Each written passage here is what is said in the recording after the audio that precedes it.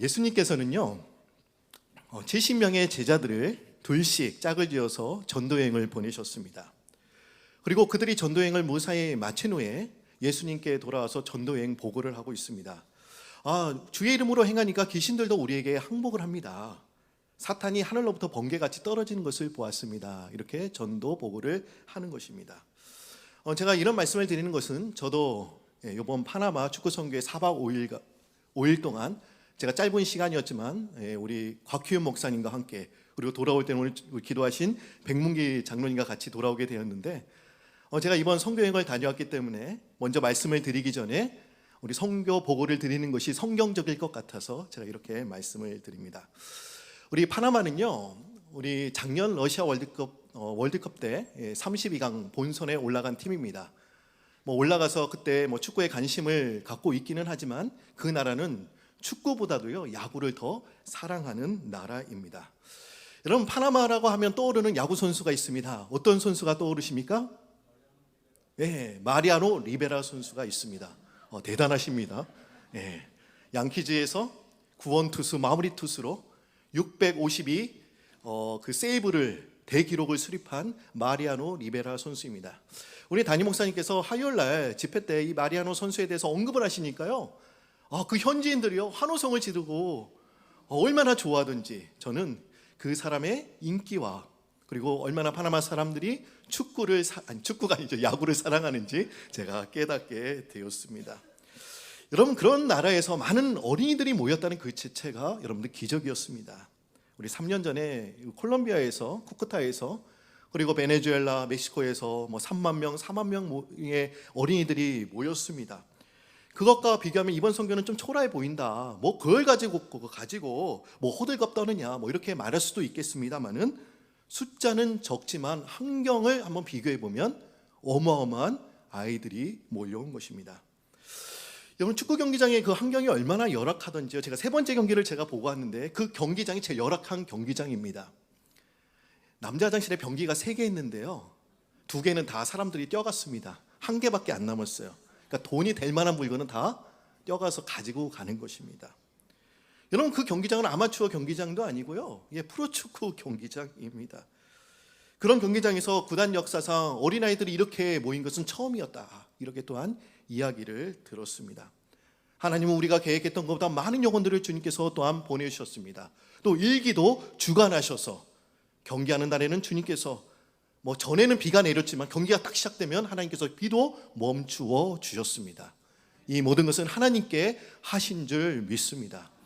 오늘 이제 마지막 경기가 있습니다. 파나마 시티에서 있게 되는데요, 이 파나마는 400만 명, 총 인구가 400만 명인데 파나마 시티에만 200만 명이 살고 있습니다. 이번 경기장은 2만 5천 명, 3만 명을 수용할 수 있는 어마어마한 경기장입니다. 전에 있던 경기장은 한 2천 명 정도 수용할 수 있는 경기장, 하나님께서 5천 명을 보내주신 거예요. 그리고 그 파나마 시티에서 오늘 열리는 이 경기장에 유명한 프로그램 구단들이 와도 제일 많이 왔을 때가 8천 명 정도가 가장 많이 왔다고 합니다. 하나님께서 기적을 베풀어 주셔야 오늘 마지막 축구 선교를 잘 감당하게 되는 줄 믿습니다. 여러분, 전의 경기는 아이성 전투로 간다면 이번 경기는 여리고성 전투입니다. 그러게 여러분들의 기도가 절실히 필요합니다. 저는 파나마 땅에 있으면서 저는 사도행전 9장의 말씀이 떠올랐습니다. 여러분, 사도행전 9장의 말씀 어떤 말씀일까요? 사울의 해심 사건을 기록하고 있지요. 이제 사울도 되기 전이죠. 사울은 이제 예루살렘에서 그리스도인을 잡으러 이제 다메섹으로 향하는 중이었습니다. 그리고 그때 하나님의 음성을 듣게 되었습니다. 사울아, 사울아, 내가 어찌하여 나를 박해하느냐. 주님이 찾아와서 바울을 만나주신 것만으로 끝난 게 아니었습니다. 그에게 또한 해야 될 사명, 일도 부탁하셨습니다. 이스라엘 자손들에게 전하기 위하여 택한 나의 그릇이다. 내가 너를 특별히 내가 불렀다. 이렇게 또한 말씀하고 있습니다. 어떻게 이런 핍박자가 하나님의 택한 그릇이 될 수 있을까? 한번 우리가 이런 생각을 해볼 수가 있죠. 사실 그는 하나님을 대적하였기에 죽어 마땅한 존재입니다. 주님은 사울이 어떤 자격과 조언을 갖추어서 그를 불러주신 것이 절대로 아닙니다. 여러분, 우리도 마찬가지입니다. 우리가 어떤 자격과 조건을 갖춰서 우리를 불러주신 것이 절대로 아닙니다. 또 하나님의 일꾼으로 삼으신 것이 아닙니다. 전적으로 하나님의 은혜입니다. 이 사실을 믿으시면 아멘 해주실까요? 예, 우리 아멘도 많이 해주시네요. 일부보다 커서 제가 설교가 더 잘 될 것 같습니다. 예. 하나님은 다양하게 우리는 하나님을 다양하게 경험하게 되죠. 우리는 집회에 참석해서, 또 기도 중에, 말씀을 읽는 중에, 또 에클레시아에 참석해서, 선교지에서, 그리고 묵상에 하나님을, 또 말씀을 묵상하는 가운데 우리는 하나님을 경험합니다. 어떤 분들은 이런 생각을 계시고 계실지도 모릅니다. 사울처럼 직접 하나님께서 나에게 찾아와 주셨으면 좋겠다. 내가 주님을 찾기 전에 먼저 사울처럼 하나님께서 나에게 찾아와 주셨으면 좋겠다. 아마 이런 생각을 가지고 계시는 분도 계실지도 모릅니다.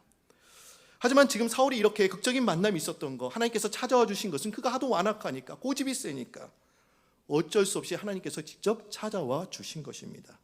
그냥 그를 내버려 두면 다메섹에 가서 그리스도인들을 붙잡 죽일 수 있기 때문에 하나님께서 미리 막으신 거죠. 막으신 거고, 또한 초강수 방법을 또한 쓰신 것입니다. 저는 이걸 말하고 싶어요. 뭐냐면, 지금 바울사가 예루살렘에서 이제 다메섹 도상으로 가고 있는데 지금 바울 혼자만 지금 가고 있는 것입니까? 바울 혼자만 가고 있다고 여러분들 생각하세요? 그리스도인을 잡으러 혼자 가고 있었을까요? 아닙니다. 성경을 보니까 바울과 같이 가던 사람들이 있었다라고 얘기하고 있습니다. 그리고 같이 가던 사람들이 또 하나님의 음성도 그들도 들었다라고 이야기를 하고 있었습니다. 그들 당사자가 직접 하나님을 경험한 것은 아니었습니다. 간접적으로 하나님을 경험한 것입니다. 여러분, 제가 말씀을 드리고자 하는 포인트는 여기에 있는데, 우리가 선교의 현장에 있어야 하나님의 은혜를 경험할 수 있다는 것입니다. 우리가 선교 현장에 있다는 것, 그것은 꼭 파나마 땅을 밟는다는 것만이 아닙니다. 그리고 선교지로 가야 된다, 이런 말씀을 드리는 것도 아닙니다. 여러분, 이스라엘 백성들이 아말렉과 전쟁을 치르게 됐지요. 그런데 그 전쟁은 산 꼭대기에서 이제 모세가 기도하고 있습니다. 모세가 손을 들고 있으면 이스라엘 백성들이 이기는 겁니다. 그런데 모세가 힘이 빠져 지쳐서 손을 내리면 전쟁에 지는 겁니다. 그래서 할 수 없이 아론과 훌이 양옆에서 받쳐주고 있지요. 여러분, 이스라엘 전쟁에 참여한 사람이 누구였습니까? 아말렉과의 전쟁. 여호수아와 그의 군사들만 지금 참여하고 있는 것입니까? 누구도 참여하고 있습니까? 산꼭대기에서 기도하고 있는 모세, 그리고 양옆에 기도하고 있는 아론과 훌도 그 전쟁에 참여하고 있는 것이지요. 우리가 이걸 바라봤을 때 우리가 이걸 한번 질문해 보면 좋을 것 같습니다. 우리와 아론과 훌의 차이점은 과연 무엇일까? 그들은 높은 산에서 직접 이 전쟁을 지켜보고 있냐, 아니면 지켜보고 있지 않냐, 이런 차이가 있을 뿐 우리와 동일합니다. 그런 면에서 우리가 파나마 땅으로 가 있는 것은 절대로 아닙니다. 또 우리는 파나마 땅을 눈으로 직접 바라볼 수 있는 것도 아닙니다. 그러나 우리도 아론과 훌처럼 파나마 땅을 향하여 중보의 손을 들고 기도할 때 우리도 영적 전쟁에 참여하고 있는 줄 믿습니다. 그리고 그들이 현장에서 하나님을 경험했던 그 하나님의 역사가 또 우리 심령 가운데도 동일하게 일어나게 될 줄로 믿습니다. 그러게 여러분, 우린 지금 선교에 지금 참여하고 있는 것입니다. 4차전에 우리도 동일하게 아론과 훌처럼 그 경기에 지금 참여하고 있는 것입니다. 오늘 하나님께서 놀라운 은혜를 부어주실 걸 저희들이 기대하고 소망합니다. 그 은혜가 여러분들 심령 가운데 강하게 일어나기를 주님의 이름으로 축복합니다. 우리는 매주일 지금 노마서를 배우고 있죠. 노마서가 여러분 쉽게 다가오세요? 아니면 어렵게 다가오세요? 아무 답이 없으시네요. 그냥 하는 대로 하는가 보다 이렇게 생각하시나요? 대부분 성경학자들을 노마서를 이렇게 부릅니다. 성경을 다이아몬드 반지라고 비유한다면 이 노마서는 그 반지에 박혀 있는 다이아몬드로 우리가 이야기를 합니다. 여러분, 반지에 아마 다이아몬드가 어떠한다면 그 값이 뚝 떨어질 것입니다. 가치가 분명 떨어질 것입니다. 한번 여러분들 생각해 보시죠. 만약 성경에 노마소가 없어진다고 하면 여러분들 어떻게 될까요? 성경의 가치가 떨어질까요? 성경의 가치는 떨어지는 것은 아닙니다. 하지만 노마소를 통하여 우리가 하나님을 풍성하게 알게 되는 것입니다. 여러분, 노마소 전체를 보면 간통하는 주제가 있어요. 우리가 그것을 이신득이, 이신칭이라고도 이야기를 합니다.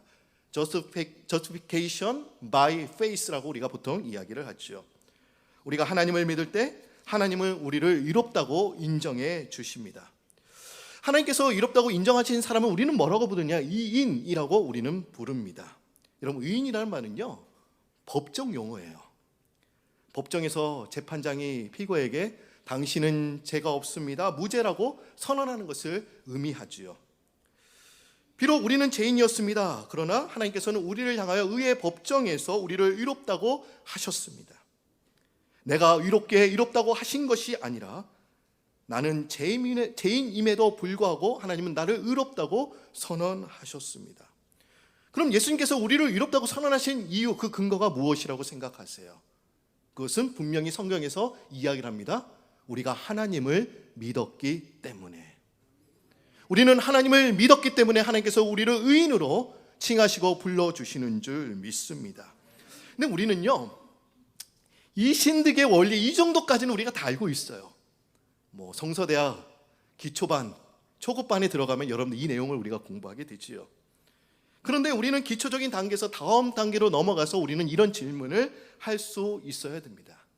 그럼 우리가 믿음으로 구원을 받았다고 한다면 그러면 그 다음에는 우리가 어떻게 살아야 될 것인가? 과연 그 구원의 본질은 과연 무엇일까? 우리가 전에는 율법을 지켰는데 그러면 율법은 어떻게 되는 것인가? 우리가 이런 질문을 또한 다음 단계에서 할 수가 있습니다. 여러분들 아이를 키워보시면 아이들은요, 질문이 참 많습니다. 그런데 그 질문의 내용을 자세히 들여다보면 세계 이치를 캐묻는 그런 질문은 없어요. 사소하고 자질구레한 질문들이 대부분입니다. 그런데 그걸 아이들이 어른들에게 물어보면 어른들이 잘 답해주냐? 잘 답해주지 않습니다. 대답해주지 않고 도리어 이렇게 질문하죠. 넌 대체 왜 그게 궁금해? 너 크게 되면 그거 그냥 다 알게 될 거야.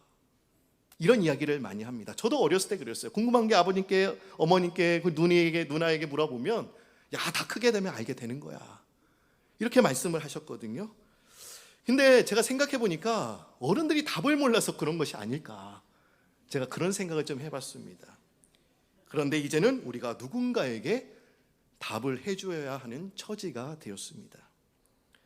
답을 해준다는 것은요, 그렇게 유쾌하고 즐거운 일은 아닌 것 같습니다.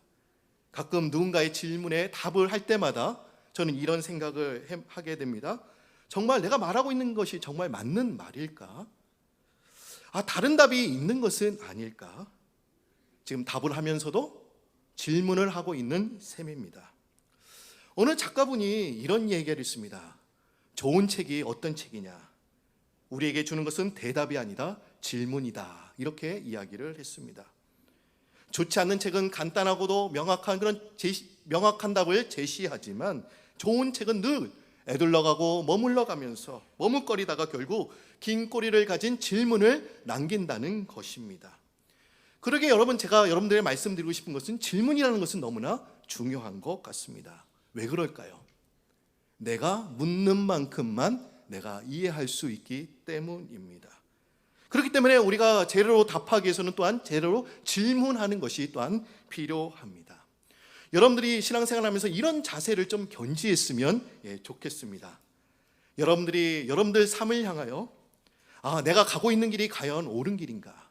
내가 신앙생활을 잘하고 있는 것일까? 과연 내가 2부 예배에 왔는데 이 예부 예배에 온 이유가 과연 뭘까? 우리가 예배 드리러 왔죠. 그런데 내가 여기에서 한 주간의 삶은 나는 과연 어땠는가? 우리가 이런 질문을 통하여 여러분들의 삶이 더 풍성해지는 줄 믿습니다. 이런 생각으로 바울은 이신득이 원리에 대해서, 지금 구원에 대해서 보충 설명하고 있습니다. 그리고 이 바울은 질문의 형식을 지금 따르고 있지요. 바울은 스스로 질문을 하고 또한 스스로 답을 주고 있습니다. 지금 이 바울 사도가 이런 질문을 했다는 것은요, 그가 그만큼 이것을 이해하고 있다는 뜻이기도 합니다. 그럼 저는 이 세 가지 질문을 통하여 구원이 과연 무엇인지 더 깊이 들어가서 또 주의 음성을 듣는 여러분들 되시기를 주님의 이름으로 축복합니다. 그럼 우리가 첫 번째 질문을 한번 보도록 하겠습니다. 첫 번째 질문은 오늘 읽으셨던 로마서 3장 27절에서 28절의 말씀인데 우리 한번 이 말씀을 한번 읽어보도록 하겠습니다. 27절과 28절 말씀인데요, 한번 여러분들이 읽어주시면 감사하겠습니다. 시작.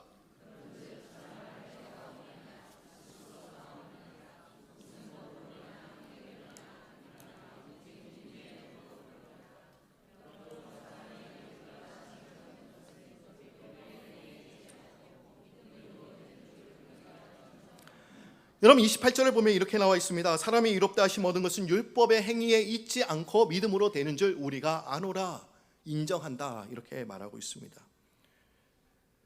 우리가 이렇게 된 것은 행위가 아니라 우리가 믿음으로 우리가 된 것이기 때문에 바울 사도는 우리들에게 이렇게 말하고 있는 것입니다. 너희들은 자랑할 것이 전혀 없어. 우리는 구원과 관련하여 우리 자신이 내세울 것이 전혀 없다는 그런 말씀입니다. 사람에게는 자랑이 항상 문제가 되지요. 우리에게는 자부심과 또한 자존심이 있습니다. 사람에게는 어느 정도 자부심과 또 자존심과 또 긍지가 또한 필요합니다. 하지만 그 자랑이 지나치게 되면 교만하게 됩니다. 그러기에 우리에게는 겸손이 필요합니다. 우리는 스스로 자부심과 긍지를 가지면서도 동시에 하나님과 사람 앞에서 겸손할 줄 알아야 됩니다. 근데 바울이 이렇게 우리가 자랑할 것이 없음을 왜 강조하고 있는 이유가 과연 무엇이라고 생각하십니까? 왜 우리는 자랑할 것이 없어 이렇게 강조하고 있는 이유가 과연 무엇이라고 생각하십니까? 그만큼 인간 내면에는 자기 자랑에 대한 습성이 진하게 배어 있기 때문에 그렇습니다. 노마교회 성도님이 하나님의 은혜로 구원을 받는다는 거 몰랐을 리가 만무합니다. 알았습니다. 그런데 그 사람들이 어땠다는 것입니다. 그렇게 자랑할 것이 없음에도 불구하고 자신도 모르게 자랑거리를 찾았다는 것입니다. 그리고 우쭐대고 뽐내려고 하는 그런 마음이 자연스럽게 생겨났다는 것입니다. 우리는 입만 열면 자기 자랑만 늘어놓기에 바쁩니다. 남편 자랑, 아내 자랑, 또한 자식 자랑, 그리고 손주 자랑. 어떤 분들은 자신의 몸매를 그리고 또한 자신의 소유물을 자랑하기도 합니다. 그 자랑을 통해서 이면에 있는 가치관과 사상과 그 인품과 또 성품이 또한 드러나기도 합니다. 우리는 이렇게 자랑하는 사람을 뭐라고 부를까요? 여러분, 우리 자식을 자랑하는 사람, 또 아내를 자랑하는 사람 우리는 뭐라고 부릅니까? 팔불출이라고 부릅니다. 요새 제 자신도 팔불출의 기질이 지금 생기는 것 같습니다. 제가 파나마에서 어떤 분이 성도님들이 저에게 이렇게 물어보세요. 목사님, 우주와 우리 보고 싶으시죠? 저는 그 틈을 이용하여 이제 사진을 꺼내서 보여줍니다. 저도 보여주고 있는 것이죠. 자랑하고 있는 것이죠. 여러분, 베스트셀러 중에요, 기시미 이치로가 쓴 미움받을 용기라는 그런 책이 있습니다. 아마 여러분들 중에도 이 책을 많이 읽어보셨을 것입니다. 근데 이 책에서 열등감에 대해서 이렇게 이야기를 하고 있습니다. 자랑이 심한 사람들은 열등감이 오히려 심한 사람들이다, 이렇게 이야기를 하고 있습니다. 정말 자신 있고 실력이 있는 사람들은 자랑질을 하지 않는다는 것입니다. 오히려 실력이 없는 것처럼 또한 자신감이 없는 사람들, 열등감이 심한 사람들이 자랑한다는 것입니다.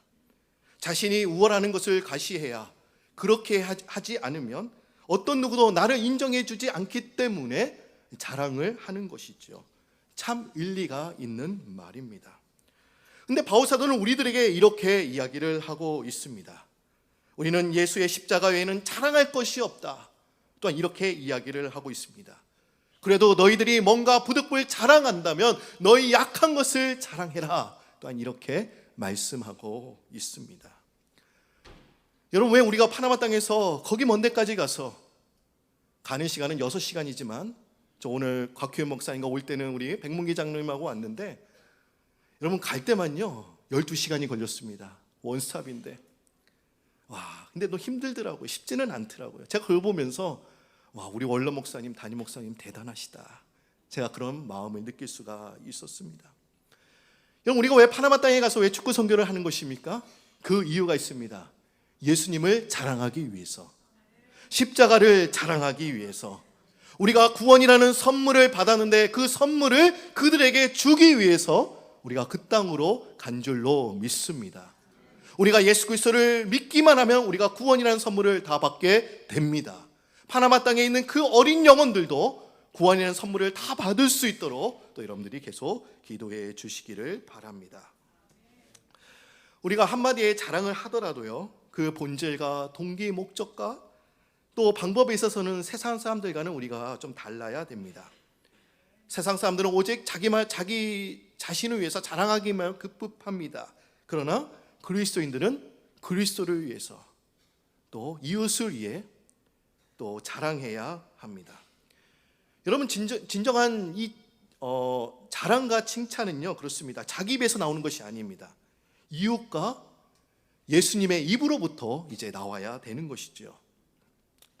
영국의 강해 설교가 있던 또한 노이드 존스 목사님께서 이런 이야기를 하셨습니다.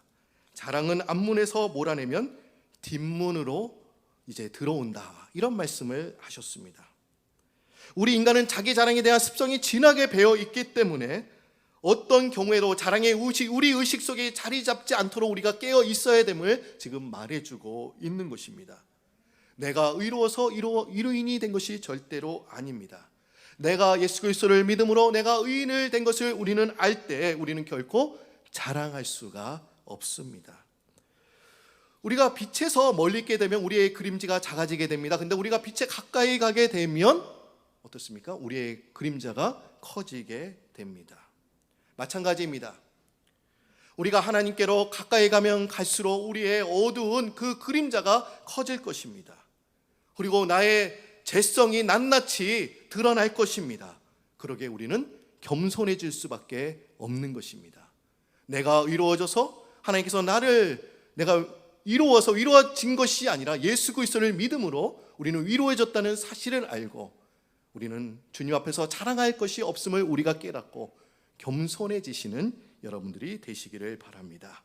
두 번째 질문입니다. 29절과 30절 말씀인데요, 우리가 이 질문을 한번 또 여러분들이 읽어주시기를 바랍니다. 29절과 30절 여러분들 읽어주실까요? 시작.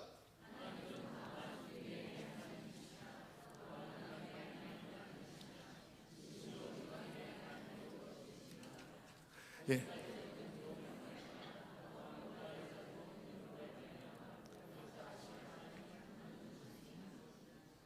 예, 오늘은 참 무더운 것 같습니다. 지금 한 94도, 95도가 되는 것 같은데요. 예, 여러분들은 잘 모르시겠지만 이 강단에 서면 더 무덥습니다. 이 조명 때문에, 빛 때문에 저는 한 100도 이상 여기에 있는 것 같습니다. 제가 그렇게 땀을 많이 흘리는 건 아닌데 이상하게 이베베 때 지금 많이 흘리고 있습니다. 여러분, 우리 29절과 30절 말씀, 이것이 또한 바울의 두 번째 질문입니다. 그리고 이 질문에 대한 답도 지금 바울 사도는 알고 있습니다. 믿음을 통해서 얻어진 이 구원은 유대인이든 이방인이든 차별 없이 적용되는 보편적인 은혜라는 것을 우리들에게 지금 말해주고 있습니다. 우리가 믿는 하나님은 유대인만의 하나님이 아니시다, 이방인의 하나님이 되신다. 지금 이거를 지금 바울 사도는 우리들에게 말해주고 있는 것이죠.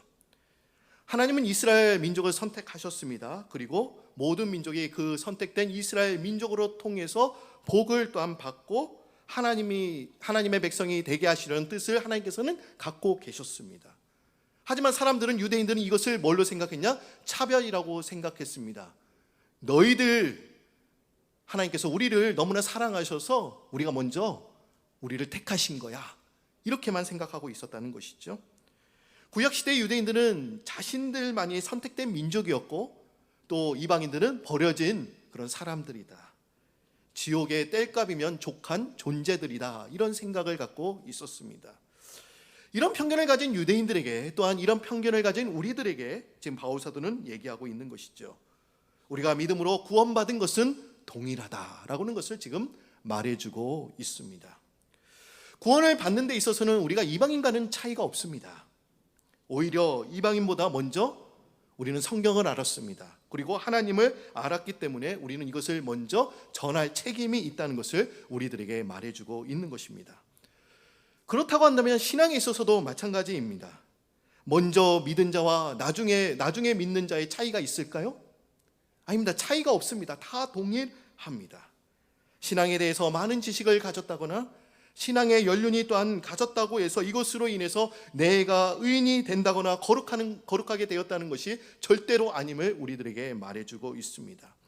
내가 먼저 알았기 때문에 그 말씀과 받은 은혜대로 우리가 살아야 되며 하나님의 의를 이루기 위해서 우리가 더 열심히 신앙생활을 해야 됨을 우리들에게 말해주고 있는 것입니다.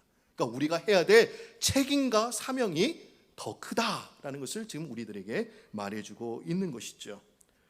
그러면서 우리는 먼저 믿은 사람으로서 복음을 전해야 될 선교적인 책임과 사명이 더 크다는 것을 우리는 깨달아야 됩니다. 오래 믿고 먼저 믿은 사람들이나 또 나중에 믿고 믿은 지 얼마 되지 않는 사람들이나 하나님 앞에서는 죄인이며 또 구원의 차이가 없습니다.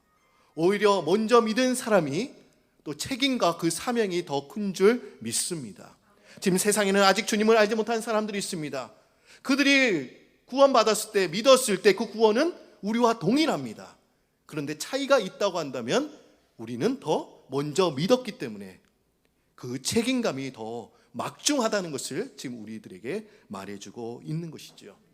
이제 세 번째 질문입니다. 세 번째 질문을 말하고 있는 것은 이제 설교도 이제 끝나갈 때가 다가왔다라는 것을 또 알려주고 있는 것이죠. 우리 31절 말씀 한번 보도록 합니다. 31절 말씀 한번 여러분들이 읽어주시면 좋겠는데요. 읽어주실까요?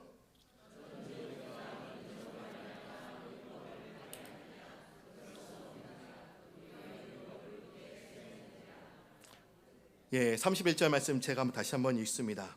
그런지 우리가 믿음으로 말미암아 율법을 파기하느냐? 그럴 수 없느니라. 도리어 율법을 굳게 세우느니라. 이렇게 말해주고 있습니다. 율법의 행위로 우리가 의롭게 되는 것이 아니라 믿음으로 의롭게 되는 것이라고 한다면 율법은 더 이상 필요가 없게 된 것이 아니냐? 지금 이렇게 이야기를 하고 있는 것이죠. 예수님의 십자가로 인해서 이 율법은 무효화되었고 자동 폐기된 것이 아니냐? 지금 바울 사도는 이렇게 얘기하고 있는데 답은 이렇게 얘기하고 있죠. 도리어 율법을 굳게 세운다라고 이렇게 또한 답을 내려주고 있습니다. 여러분, 율법의 기능이 있죠. 우리가 보면 갈라디아서 보면 율법의 기능도 나옵니다. 근데 로마서의 말씀을 보시면 로마서 3장 20절의 말씀인데 우리 이 말씀을 보시면 율법의 기능에 대해서 정확히 우리들에게 알려주고 있어요. 우리 3장 20절 말씀, 이 말씀도 우리가 한 목소리 있습니다. 그러므로 율법의 행위로 그의 앞에 이롭다 하심을 얻을 육체가 없나니 율법으로는 죄를 깨달음이니라 라고 말하고 있습니다. 율법은 죄를 깨닫게 하고 죄의 자각을 위해 주어진 것입니다. 여러분, 십계명이 있기 전에는 우리의 마음에도 율법이 있었습니다. 우리는 그것을 뭐라고 부르니 양심이라고 우리는 부릅니다. 양심은 우리들에게 알려줍니다. 너 지금 잘못된 길로 가고 있어. 이 길이 맞아 하면서 그 양심의 소리가 계속 우리 마음 가운데 들려옵니다. 우리 귀에 들려오게 되는 것이죠. 그런데 사람이 어떻습니까? 타락하면서 그리고 그것이 무엇이 죄이고 의인지 알 수 없게 되면서 하나님은 그때서 우리들에게 율법이라는 것을 우리들에게 허락해 주셨습니다. 우리는 십자가의 은혜로 인해서 우리가 율법을 지키지 않아도 될 것처럼 우리는 그렇게 생각합니다. 우리가 구원을 받았는데 주님께서 십자가에 달리셨는데 예수 그리스도를 믿기만 하면 우리가 구원을 받는데 왜 우리가 율법을 지켜? 그런 필요성을 느끼지 않게 된다는 것이지요.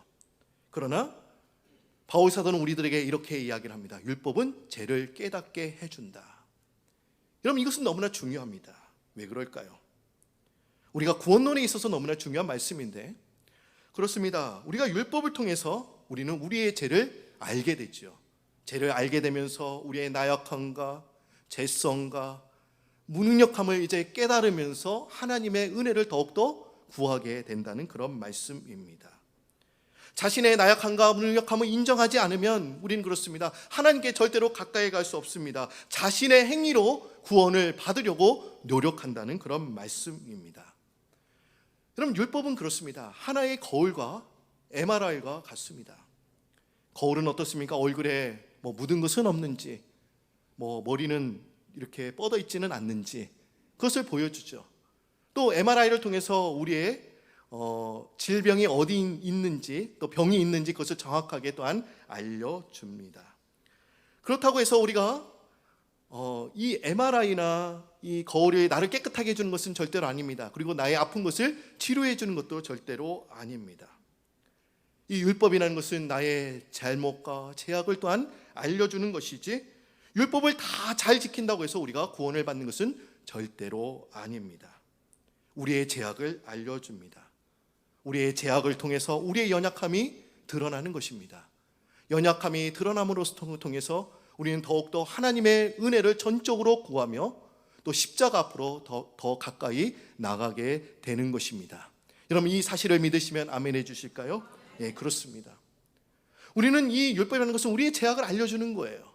우리의 연약함을 드러내주는 거예요. 그러면서 우리는 연약한 존재입니다라고 고백하면서 주님의 은혜를 전적으로 우리는 구하게 되는 것입니다. 여러분, 율법은 그렇습니다. 하나님을 드러내는 것입니다. 그리고 그분의 성품을 또한 드러내는 것입니다.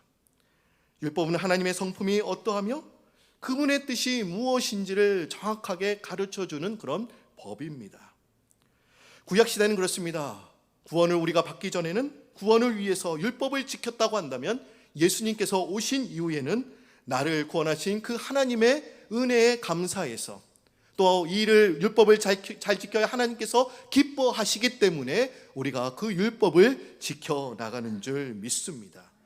이전까지는 내가 내 힘과 내 공로로 구원을 이루기 위해서 열심히 지금 율법을 지켜왔지만 이제는 예수 그리스도로 말미암아서 구원을 얻은 이후에는 그분의 은혜에 감사해서 그분을 사랑해서 율법을 지켜나가시는 여러분들이 되시기를 바랍니다. 구원을 얻는 과정에서 행위가 존재할 수는 없습니다. 그러나 구원을 얻은 후에는 구원을 얻은 자가 마땅히 지켜야 될 그 행위가 있습니다. 그것이 율법입니다. 여러분, 건강한 신앙이란 어떤 모습일까요? 여러분들이 건강하다? 나 건강한 신앙이냐? 라는 것을 어떻게 우리가 알 수 있습니까? 믿음으로 구원을 받은 후 율법을 더 잘 지켜나가는 사람, 그 영혼이 건강한 신앙인인 줄 믿습니다. 오늘 말씀을 통해서 하나님, 제가 더욱더 율법을 잘 지켜나가겠습니다. 이제 말씀을 마무리하면서 바울은 세 가지 질문을 하고 또 스스로 답을 내려주고 있습니다. 여러분들이 이 질문 가운데 여러분들이 이렇게 기도하시면서 오늘 다짐하시면서 또 여러분들의 일터로 가정으로 가셔서 믿음으로 한 주간 승리하시기를 바랍니다. 하나님, 우리는 아무것도 자랑할 것이 없습니다. 하나님의 은혜로 구원을 받았기 때문에 내가 하는 모든 것이 다 하나님의 은혜로 된 것입니다. 하나님은 먼저 믿은 우리의 하나님만이 아니라 모든 사람의 하나님이십니다. 먼저 믿은 우리에게 하나님을 전해야 될 사명을 주셨기에 이 사명 잘 감당하겠습니다. 율법을 지켜서 구원을 얻은 것은 아니지만 여전히 나는 감사하는 마음으로, 하나님을 사랑하는 마음으로 율법을 잘 지키겠습니다. 이렇게 기도하시면서 여러분들 한 주간 믿음으로 승리하시는 여러분들 되시기를 주님의 이름으로 축복합니다.